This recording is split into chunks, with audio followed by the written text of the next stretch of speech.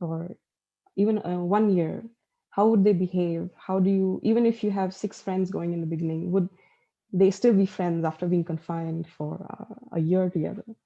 So it's very important to see these study these dynamics of individuals and see how it might affect future space missions, just so that we are a bit better prepared. And there are several locations in which I'll speak about later on during my talk, where these analog missions are conducted. Meeting में छिए NASA के Thank you. So, and I would like to stress on the fact that not one analog mission can actually simulate a real space mission. There are so many things that can actually go wrong if you think about it, if you're out there locked in space. And you cannot read on Earth, there is always this option of the exit door, which you do not really have in a real space mission. So that is unfortunately something we really cannot simulate ethically on Earth. So apart from that, these analog missions really help to at least understand what these confined missions are like. And so what you do is each mission is sort of purpose specific. So in one mission, you can study how to interact with different hardware, or another one, which is just to study, let's say, how would a crew behave if they're locked together for 500 days together. So why the interest in analog missions? Because according to the Global Exploration Roadmap that was proposed, I think in 2018, so humans really want to go out into space. So there are plans. So we started off with the International Space Station, and then now with the Artemis mission, we're trying to go back to the moon, and then eventually to Mars, and then beyond. And so first we put people on the International Space Station, and we studied effects on the human body during confinement, during long periods of time. And now there's this new project called the Lunar Gateway, which it'll be sort of like an ISS, but in orbit around the moon.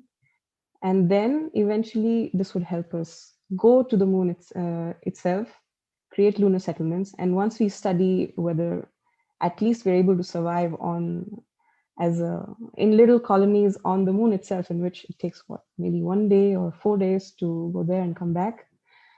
Can we at least, in that case, can we risk people and send them on extended missions to even Mars? So I work with this organization called the International Lunar Exploration Working Group, which is a public forum, and it was created, it was set up through the sponsorship by various space agencies, which includes NASA and also the European Space Agency, ESA. And the purpose is to support international cooperation towards building a world strategy for the exploration and utilization of the moon. And a part of EUEG is the EuroMoon Mars Analog Missions Initiative, which which are putting in place several of these analog missions, usually as kind of student projects or projects for artists and architects to test out their new technology and to simulate what a moon or a Mars mission would be like. So a little bit about the mission which I did, which is EuroMoon Mars, International Moon Base Alliance, and the High Seas base. So we were sort of trained a bit at the ESTEC Center in ESA with Dr. Bernard Foyn, and who's also the director of the International Lunar Exploration Working Group, which I spoke about in the previous slide. And so the MS missions, they're part of EuroMoon Mars, and in collaboration with IMA and the High Seas base in Hawaii. And I was personally sponsored by Ariane Group. So just to give a background on IMA, the person who created IMA is Hank Rogers. And if you know the game Tetris, basically he's the one behind the game. And now he's built a moon base. Isn't that fantastic? So another person I would say who has a sort of dual interest in science as well as the arts and entertainment. So this is Hawaii. It's quite far. It's the middle of nowhere. And this is what we think of when we think of Hawaii. These are the expectations. But in reality, it's something completely different altogether. So to give an overview of our mission, we were a crew of 6 people, so 3 women and 3 men, so pretty gender balanced. We were all between in our 20s and 30s, and the purpose was for us, especially for me, for example, it was my first mission of an analog simulation. So it was to sort of give an idea of what a lunar isolation mission would be like. And the duration was pretty short, it was 15 days. So it's not long enough for, say, extended studies on human interaction in confinement, but 2 weeks is still a long time. You can do quite a few experiments during this duration. And some of the research which we did, so amongst the 6 of us, so we conducted robotic experiments with rovers and drones, and human factor experiments, team dynamics, psychological experiments. And then the Mauna Loa, which I'd like to explain, it's actually a volcano. In the photo, in the distance, just behind the hab, you can see the Mauna Kea volcano, which is actually considered as the tallest mountain in the world. Not the highest, which is Everest, which is in Nepal, but the tallest in terms of the height from the base to the top, which is like approximately 10,000 meters, about 10 kilometers. So, and Mauna Loa is also, it's a huge volcano, dormant or extinct volcano. And then, so the interesting thing about a volcano, at least this one, is that it was rich in basaltic rock, which is the most commonly found rock on the lunar surface. So it's a very good ground that sort of mimics a lunar surface. And so it's interesting to conduct lunar missions on such an environment. And so we conducted a lot of geological experiments as well, trying to measure the terrain using a magnetometer. Then we did exploration of these lava caves that are formed inside the volcano. To give a background on that, the moon itself consists of these little, sometimes big, tunnels inside, underneath the surface, which are being studied as potential sites for setting up habitats, which would shield you against, say, a bit of radiation, against meteorite impacts. And so it's very interesting to study all this on the Mauna Loa volcano itself. And then, of course, we studying crew dynamics and a bit, this is my research, which was the importance of art and to study culture, the importance of art and culture for humans, because humans, if you look at the history of humanity, we've been always very drawn to the arts and the culture to stay sane. And astronauts, no matter how well trained they are, at the end of the day, they are human beings, and you would require a bit of art and culture in their lives to remind them of home. So I would like to give a few anecdotes from our life in confinement. So when we went into this 2-week mission in January 2020, we were all feeling really special because we said, oh, not too many people know about these confinement missions and staying in isolation. And once we came out, the entire world entered sort of this thing, and we were not so special anymore. But at least in our defense, we were prepared for what happened in 2020 to an extent. So we already knew that, oh, you should have your water resources, a ration, your food, you need entertainment, you need to be kind to the people you're living with, because it can really explode. And so the first challenge which we had was water rationing, because we were running short on water. So we devised these sort of interesting techniques to save on water. For example, how while cooking, how much water do you use?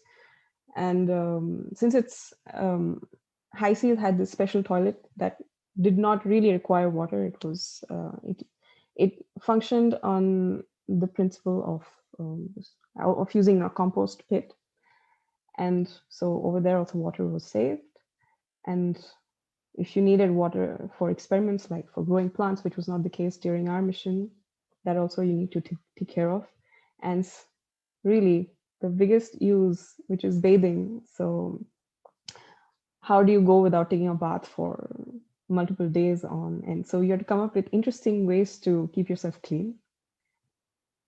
And then you had power generation. So high seas is mostly autonomous because of the huge solar panel array that you see next to the habitat. So that's where all our power supply came from. So we were generating power in the morning.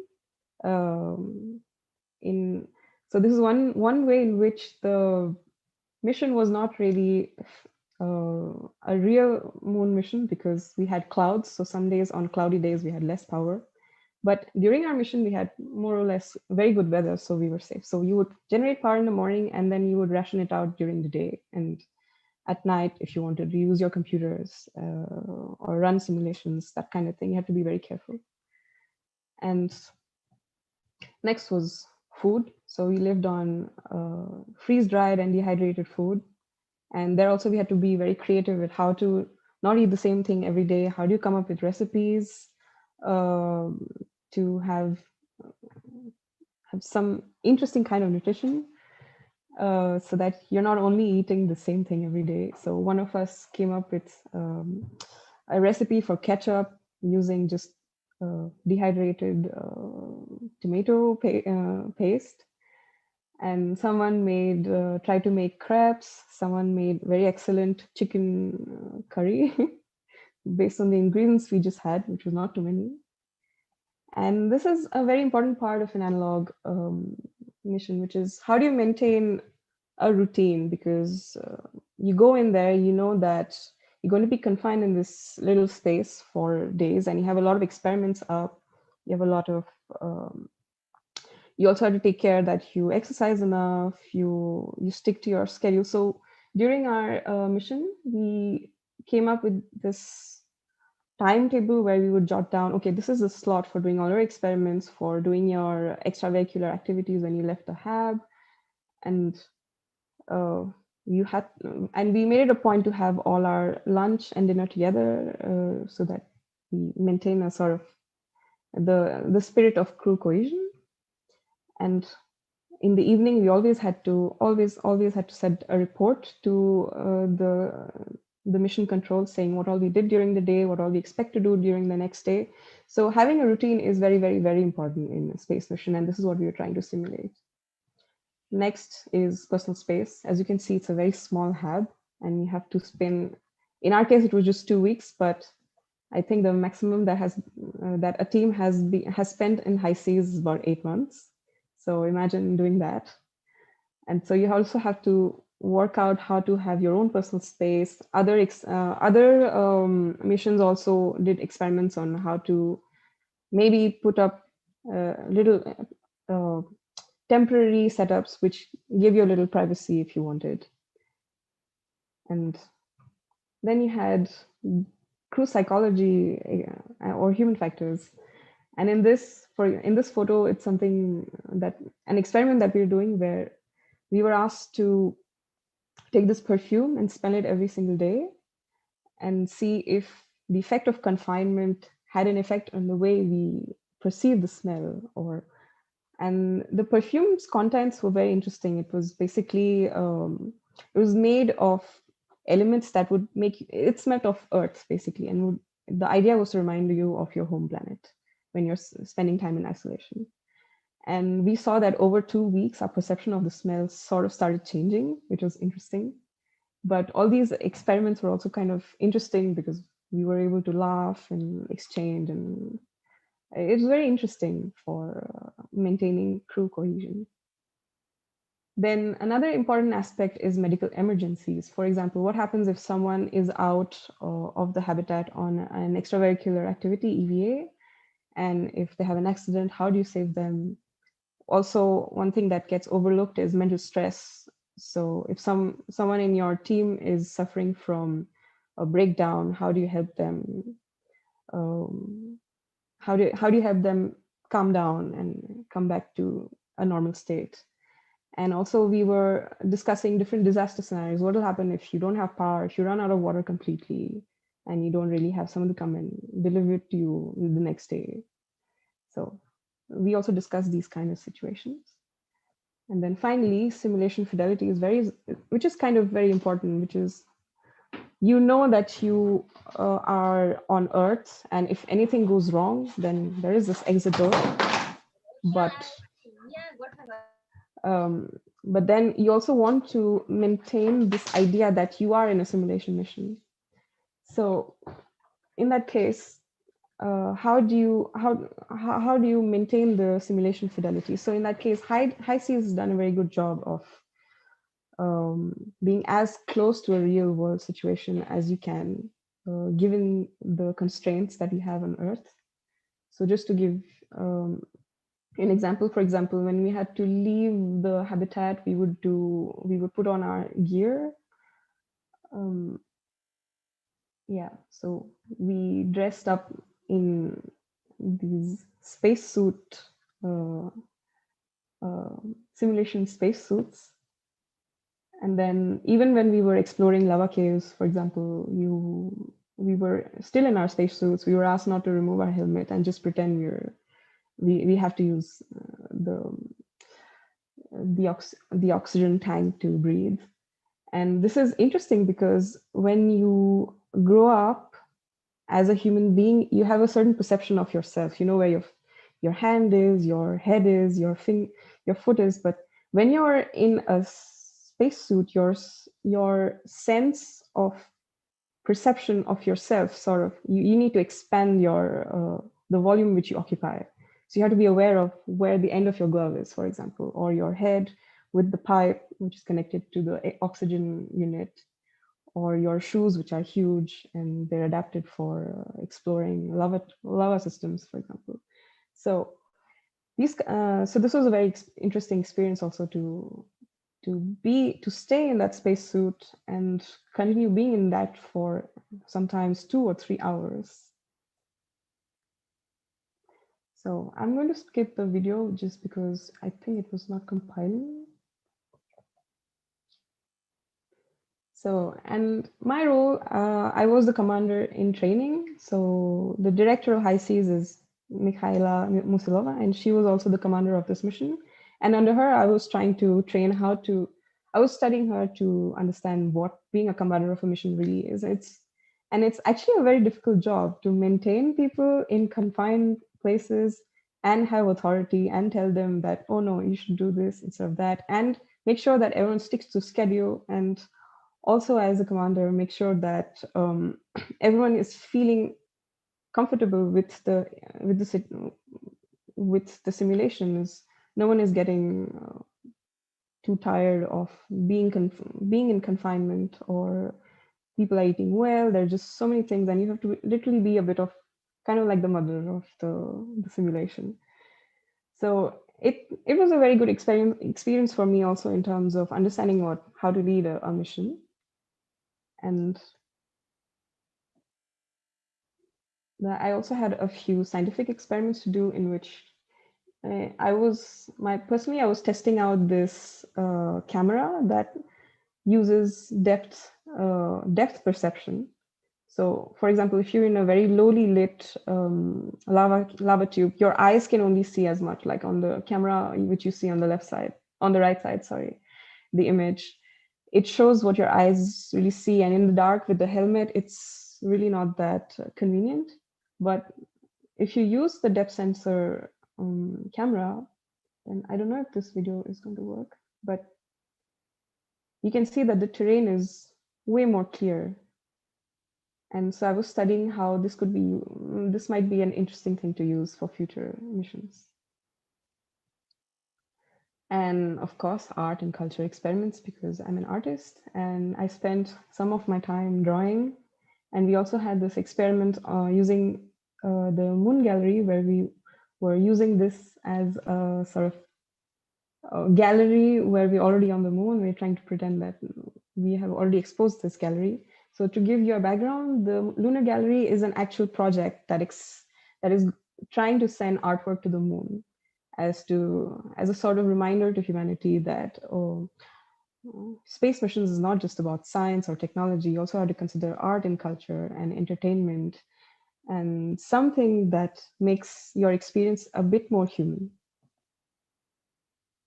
And this was very interesting, we had one exceptional EVA, so extravehicular activity, in which we went outside the habitat at night, again in our spacesuits, and we took images of the sky. It was beautiful because Hawaii, there's very little light pollution. You have a brilliant view of the sky, and it was one of the experiences that I valued the most.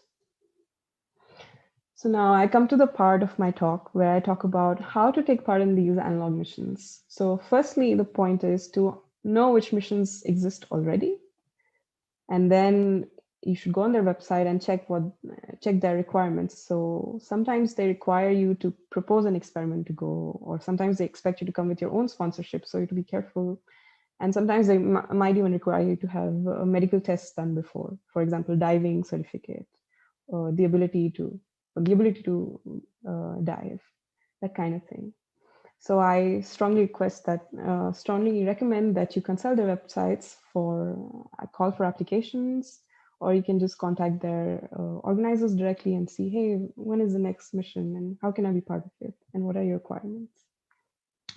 So this is an interesting map that I found on the analogueastronaut.com. And it's a list of the existing analog habitats today. So for example, here in MDRS, we went to high seas, which is Hawaii. And I also know people who've been working at the Mars Desert Research Station, MDRS, in the Utah Desert, which is, I'll show you pictures later, that resembles a proper Martian landscape. Then even in Asia, for example, you have a few of these bases. And of course in Antarctica, because I think on Earth, Antarctica, especially the Concordia station, which is inaccessible for quite a large time of the year just because of the terrain, it's a very good base to study isolation missions. So this is an example of MDRS, Mars Research Station, which is in Utah. And its main purpose is to simulate a Martian environment and have experiments done. Then you had this very interesting mission called Mars 500, where a group of 6 simulation astronauts spent 520 days locked up in a base in Moscow. And the main purpose of this was psychosocial isolation, to study the effects of this on a crew. And then you have the Austrian Space Forum missions, where they have many different missions at different locations, and they do interdisciplinary research.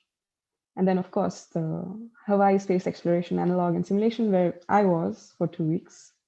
And yeah, it also tries to simulate different planetary exploration missions, such as the moon or Mars, or just confinement in general.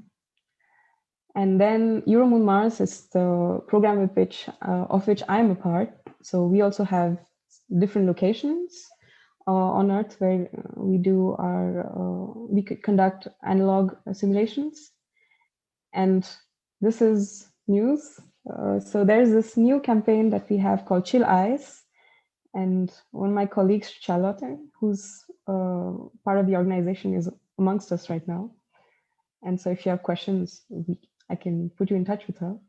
And so what they're trying to do is in Iceland, they're trying to to build and deploy a safe and working habitat that just takes about 8 hours to deploy inside a lava tube. And so they're still looking for analog astronauts. And if you're interested, you can apply. And of course, there are several NASA analog missions as well. So in Concordia and Antarctica, then you have the Hera missions. And if you go on the NASA website as well, you can see a list. But I think you need to be an American citizen most of the time or have a green card to take part in this. So I'm going to conclude my talk here. So some of the lessons so I went into this analog experience with just an interest before, but without any prior experience as such. In fact, I'm just like, I can give you an introduction to what analog missions are, but if you really want to understand what staying in confinement is like, there are people who spent 8 months or 520 days, for example, in confinement, or there are the astronauts themselves who've actually been to space, who would give you a better idea of what these missions are. But then confinement, everyone's sort of become an expert now.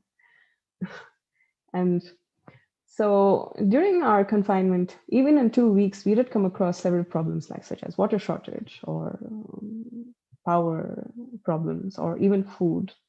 And we learned that if you just sit down, stay calm, there is usually a creative solution to most problems, and you just have to wait for it to come. And there's no need to panic. And we also learned that there is a need for continuous research on human space missions, and not just the science part, but also the cultural and social aspects, because astronauts, like I said, are at the base, they are human beings, and they really need to sometimes just take time off and relax. For example, even Thomas Pesquet, when he went to the ISS, he took along his saxophone. He was playing in front of the cupola. There's a very famous image of him doing that. And then there's another one, Mike Fick, for example, who's married to an Assamese woman and of Assamese origin. And so once he even took a symbol of Assamese culture, which was the gamusa, to space, and he did a little bihu dance for us from space. And this also helps engage public interest in the program, for example. And of course, crew diversity. I mean, so far, astronauts that have actually been to space, I mean, the profile are not the most diverse in terms of the people who actually, of the human population, if you consider. And these kind of analog missions actually help study different kinds of situations. For example, what happens if you put only women? What happens if you have a mix of everyone? Diversity in culture, in gender, in backgrounds, in even educational profiles. What happens when you put different kinds of people together? So it's very interesting to study all this. And of course, just doing a study and not publishing also is not a good thing, because you need to tell the world what you discovered. So it's also important to publish your research in reputed journals and conferences. And lastly, even when you take part in these missions, don't forget to have fun. As I said, it's very good to have that exit door as well. And it's something you will not have in space. And yeah. So with that, I conclude my talk, and I really thank you for the attention. And if you have any questions, I would like to open the house for discussion. Thank you so much, Priyanka, for the very insightful talk. And we learned certainly a lot about analog astronaut missions and what do you do in these missions and what is the output of these missions and what are the challenges. Personally, I do have some questions regarding the talk. Like, um, can you talk about the open points that are still present in research related to analog astronaut missions? Like, do we have more open points? How saturated is the research?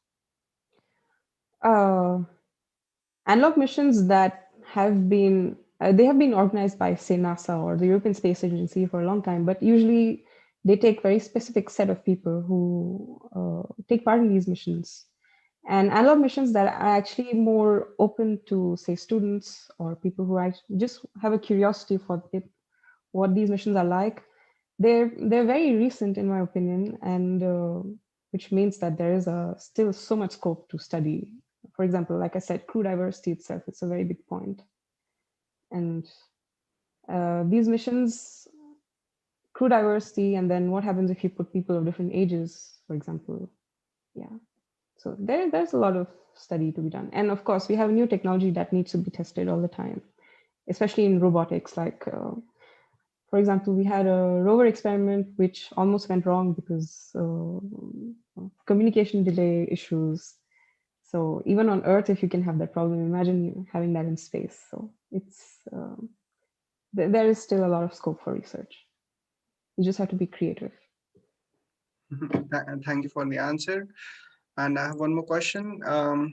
What do you think about the idea of being a part of an analog astronaut mission in the Himalayas in Nepal? Like, how successful do you think it will be if we organize an analog mission in the Himalayas?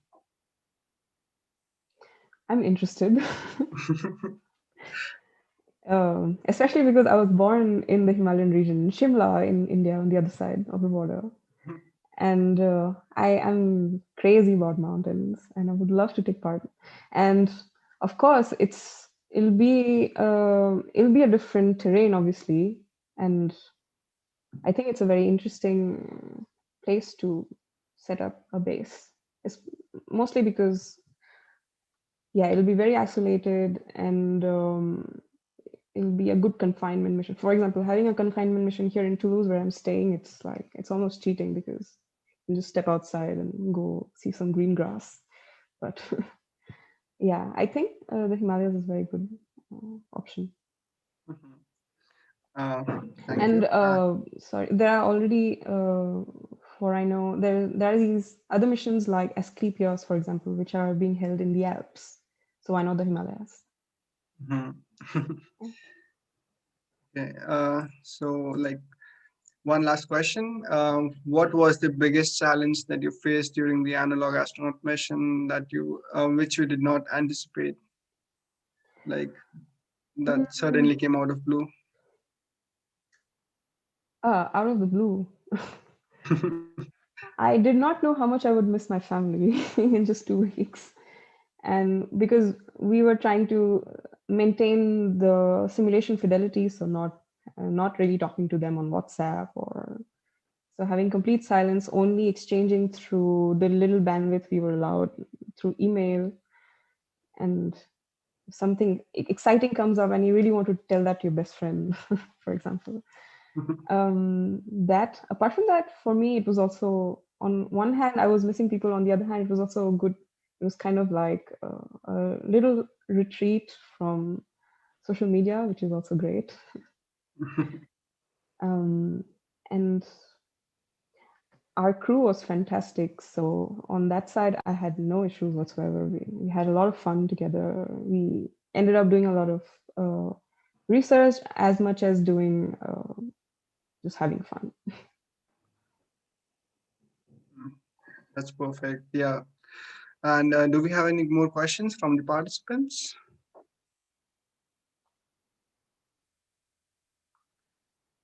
There's one. Do you have any suggestions for people who want to join the mission but are confused on where to start? I would suggest you, for example, go to analogastronaut.com.org, and here, let me just, so get there, yeah. So you have analogastronaut.com, which is sort of like creating a database. I would not say it's exhaustive, but already it's a good place to start. And Euromoon Mars also is developing a platform which will give you access to different kinds of the research that's done in analog environments at the time, which is still under construction. And then, of course, there's Chill Ice that I showed. You can reach out to the organizers and ask them how to be a part of that. But for that, you already need to, it's preferable to have, say, diving experience or experience of exploration of caves or mountains. And so on this site itself, you have all these bases, and then it tells you how to access these sites. And I would just say shoot an email.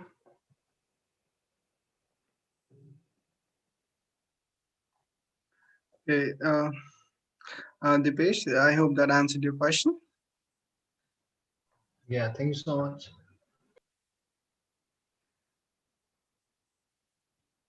And there are no more questions. Is there any more questions if this is the last call, like before we end the webinar?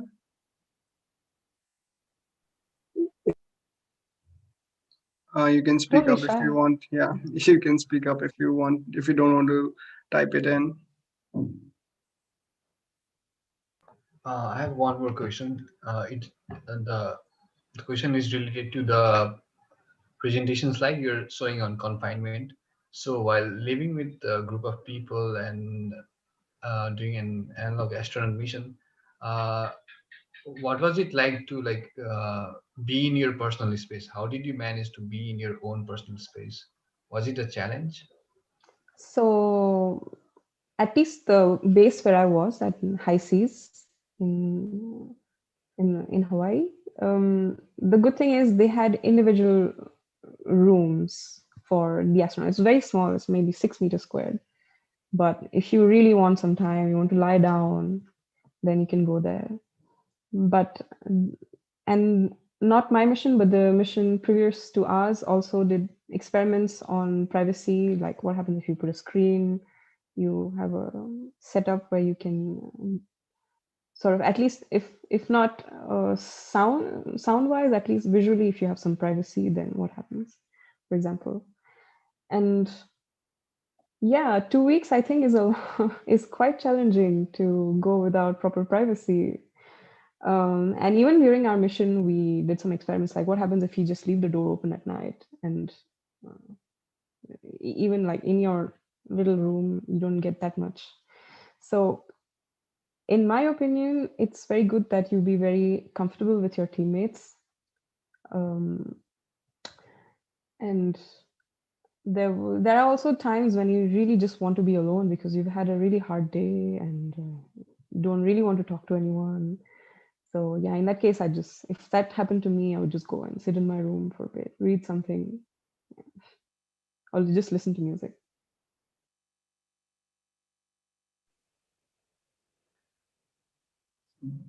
Perfect. We have answered all the questions, and we had a really nice presentation. Thank you once again, Priyanka, for the very insightful presentation. And I would like to reiterate the original purpose of this webinar. We have taken part in NESRA has taken part in the Moon Village Association's initiative called Participation of Emerging Space Countries. As a result of it, we have realized analog astronaut missions to be a key enabler Nepal to participate Nepal to participate in the International Moon Village Initiative. So, and we are organizing webinars related to analog astronaut missions. This is the first series of the edition. And we look forward to organizing more webinars. We have one upcoming on 20th February. That's with the Vice President of Austrian Space Forum, and the registration details and the event will be published soon. And we look forward to welcoming you there. And we look forward to having analog bases in Nepal as well in sometime in the future, and we can have analog astronaut missions in the Himalayas. So thank you everyone for joining in. Thank you, Priyanka, once again. Thank you, Anmo, for this opportunity. Had fun too.